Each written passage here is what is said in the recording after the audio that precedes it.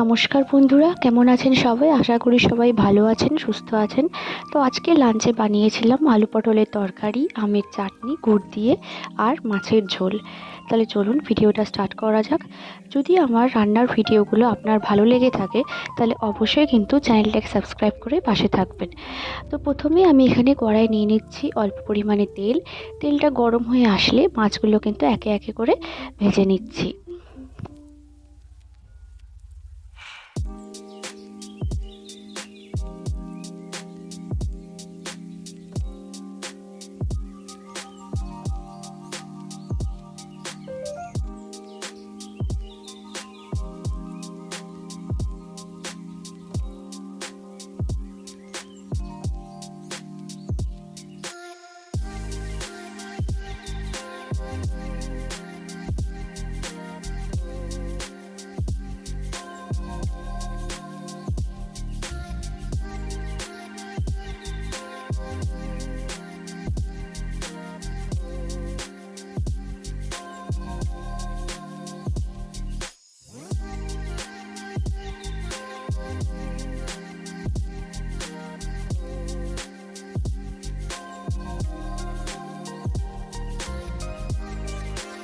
তো মাছ ভাজা এখানে আমার হয়ে গিয়েছে।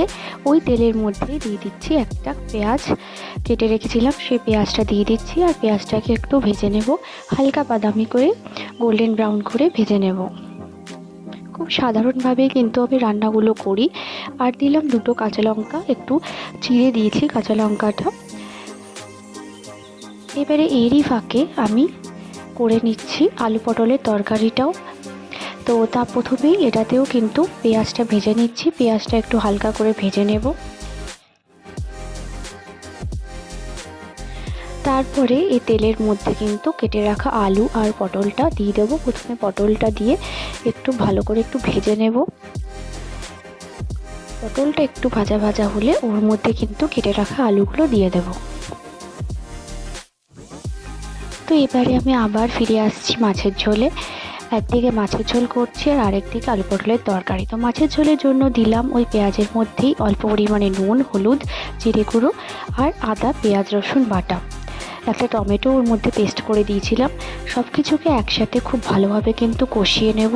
মশলাটা কিন্তু না কষলে মাছের ঝোল কিন্তু খেতে ভালো হয় না। তো ওখানে মশলাটা আমি একটু ভালো করে কষিয়ে নেব। আর ওই ফাঁকেই আলু পটলটাও কিন্তু করে নিচ্ছি। তো পটলটা একটু ভাজা হলে ওর মধ্যে দিয়ে দিচ্ছি পরিমাণ মতো নুন দিয়ে আরেকটু কিন্তু এপাশ ওপাশ করে ভেজে নিচ্ছি।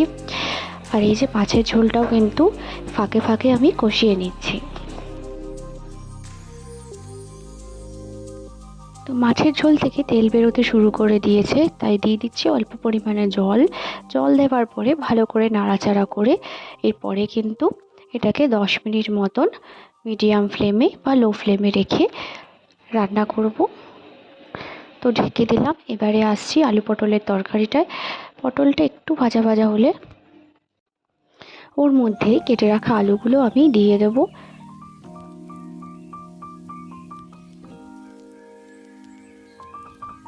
খুব ভালো করে কিন্তু আলুটাকেও পটলের সাথে মিশিয়ে নেব আর একটু ভাজা ভাজা করে নেব।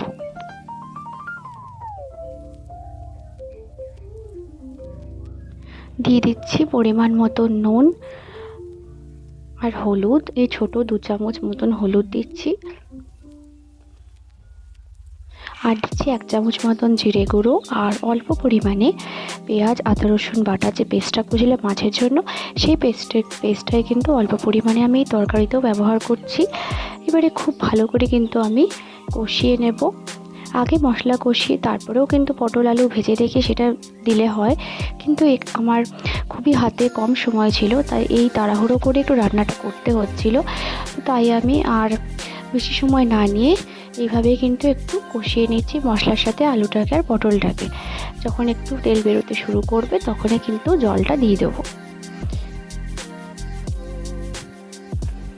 তো এর মাঝে দেখুন মাছের ঝোলটা ফুটতে শুরু করেছে। তো আমি এখানে একটা একটা করে মাছ ভেজে রাখা মাছগুলো দিয়ে দিচ্ছি আর আবারও কিন্তু 2 থেকে 3 মিনিট মতন একটু রান্না করব।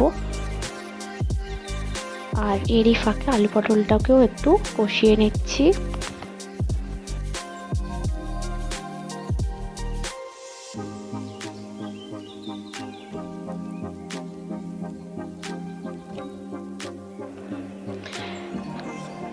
তো দেখুন মাছের ঝোল এখানে আমার হয়ে গিয়েছে, প্রায় মাছের ঝোল রেডি হয়ে গিয়েছে। এই সিম্পলভাবেই কিন্তু আমি রোজ মাছের ঝোল করে থাকি, কখনো কখনো একটু সর্ষে দিয়ে করি, আর না হলে এরকম নর্মালভাবেই করি।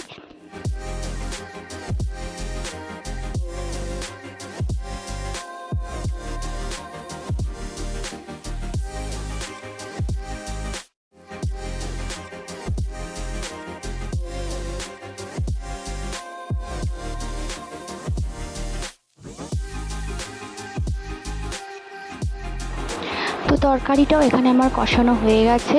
দিয়ে দিচ্ছি পরিমাণ মতন জল, অল্প পরিমাণে জল দিচ্ছি, তারপরে ভালো করে নাড়াচাড়া করে 7 থেকে 8 মিনিট মতন মিডিয়াম ফ্লেমে রান্না করব। তাহলে কিন্তু এই সিম্পলভাবে আলু পটলের তরকারিটাও তৈরি হয়ে যাবে।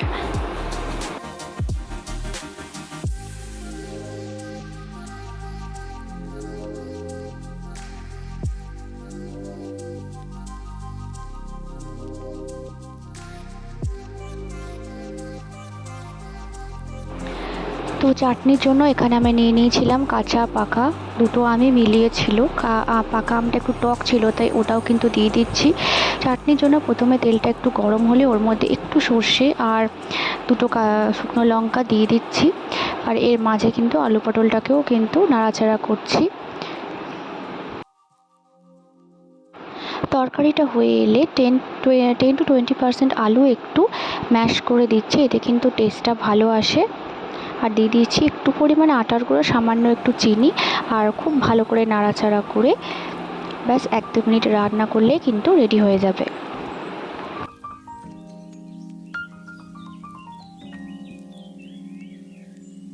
এদিকে তেলে শুকনো লঙ্কা সর্ষে একটু ফোড়ন দিয়ে দিলাম ওর মধ্যে কেটে রাখা আমগুলো। খুব ভালো করে নাড়াচাড়া করে একটু ভাজা ভাজা করে ওর মধ্যে সামান্য পরিমাণে নুন আর হলুদ দিয়ে মিশিয়ে তারপরে ওর মধ্যে জল দিয়ে আর গুড় দিয়ে দিয়েছিলাম অল্প পরিমাণে, এটা গুড়ের চাটনি করেছিলাম।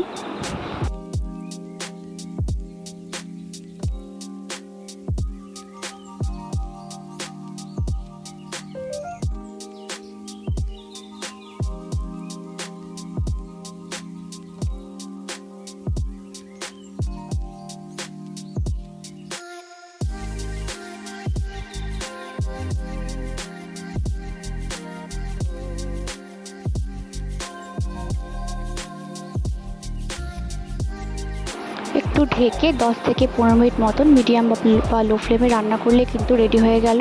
তাহলে দেখুন সব রান্নাই তৈরি হয়ে গেছে। যদি ভিডিওটা ভালো লেগে থাকে অবশ্যই কিন্তু চ্যানেলটা সাবস্ক্রাইব করে পাশে থাকবেন। দেখা হচ্ছে পরের ভিডিওতে। Till then bye and thanks for watching.